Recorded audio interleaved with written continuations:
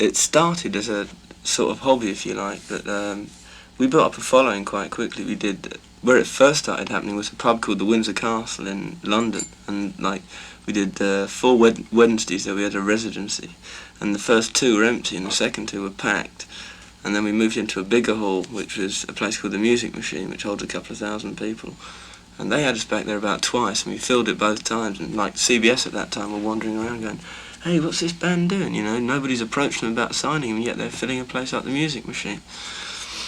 And so they signed us. This would be 1977 or 78? No, this was about 1979. We're talking about Where was your audience coming from? I first saw the band in London in November or early December of 1979. That was a very chaotic gig at the National. Was that the one there was a riot at? Yeah, lots of bottles flying through the air, the drum kit flying through the air. Well, no, Vince kicked the drum kit over.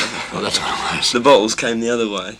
What was that the sort of audience that you were accustomed to, or was that a... That particular show was a particularly unpleasant one. We didn't get a lot of that, and in fact, the people that were actually causing the trouble, as always, are a very small percentage of the audience. And what happened right after we walked off stage, and you know, like with glass all over the place, was the audience threw those guys out. You know, they sort of... Yeah, the audience actually physically grabbed them. The mass of them grabbed about half a dozen troublemakers and physically threw them out. Which is what we like to see, you know. So that was like, I mean, that was like not a typical gig, but you know, at the time we'd get a lot of. That was kind of typical of the very early gigs. Though. Yeah, I think much the Roxy before that. Yeah, that when we played the punk clubs, when you got a name like the Psychedelic Furs, and if you can imagine being in 1977 when punk's at its height and everybody's playing at 90 miles an hour and singing about, you know, a list of things that they hate, which is what the punk bands were doing. Then you get a band called the Psychedelic Furs going on and playing We Love You.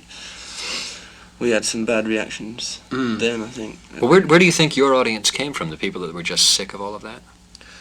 I don't really know. Well, I think there was, to a certain extent, there was a small audience that sort of went away for a little while, you know, and came back a little bit later on, because, I mean, you know, like, when that whole thing was going on, there were a lot of people that sort of wanted to be part of it, but didn't want to go the whole way, you know, didn't want to walk around looking like that, but they really liked the music, which is pretty symptomatic of the way we felt as well, you know. I mean, you don't, and yet that, I think that people, peer like group said, sort of thing, it's you know. just people just getting fed up of music going at 100 miles an hour and you know, listing things they hated instead of. Yeah, when I see a play now, people are dancing to the music that you make, and it's not going at 100 miles an hour. So Oh yeah, sure, they're so easily dictated to, aren't they?